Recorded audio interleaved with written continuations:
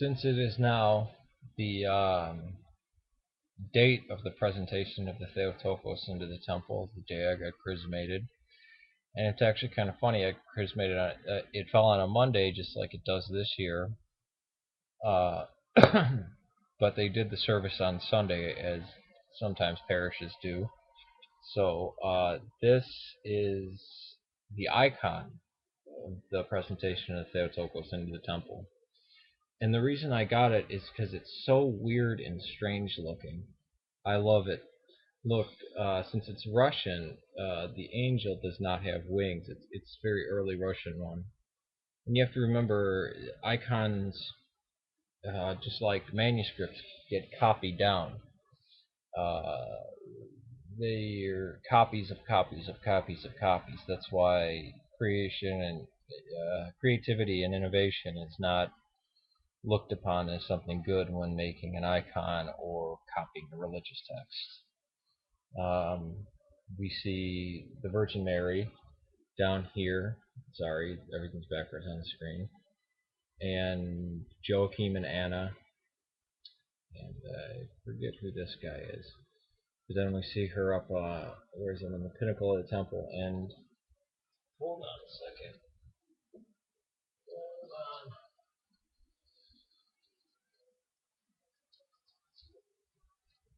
I actually feel naked without these on.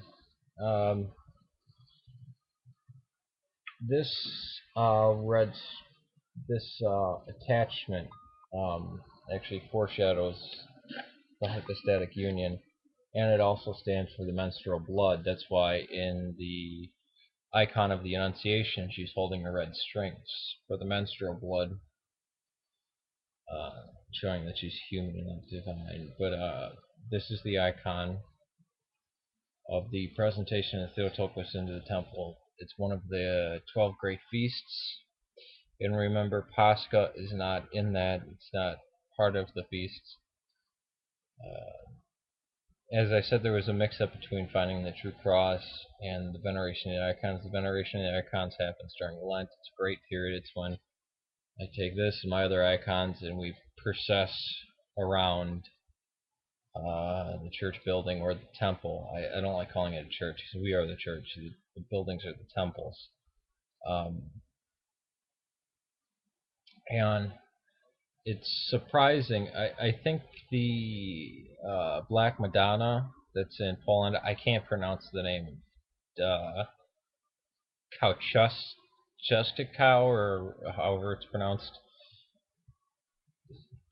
is one of the oldest because it survived the period of iconoclasm. When Islam raised up, the Byzantine emperors decided to become iconoclasts against the will of the people, and they burned many things. They actually burned a part of the shroud that Christ was buried in, where it actually had the image of his face on it.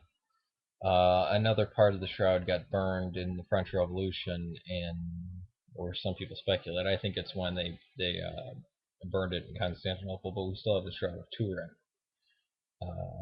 The Siderian, I think, is in Spain, but many of the icons didn't survive. But it was actually the queens.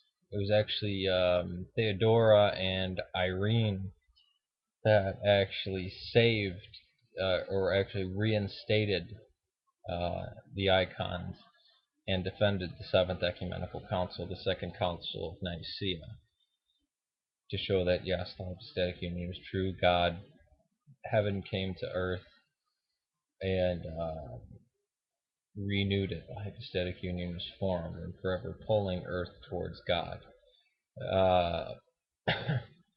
This is why when people say, oh, the emperors, we need an emperor, we need an emperor, the emperors always interfered. They always interfered. Again, when church and state mixes, it corrupts both. I just wanted to show you this since it's a very special day. It's a very special day for me. Peace to you, and it's just a weird looking icon. I got it just because it was so. I didn't like it at all. I thought, oh, that's a good thing. I learned to like it. It's discipline, but it's so crazy and cool. I'm used to the Greek and Antiochian icons that are, I don't know, much better.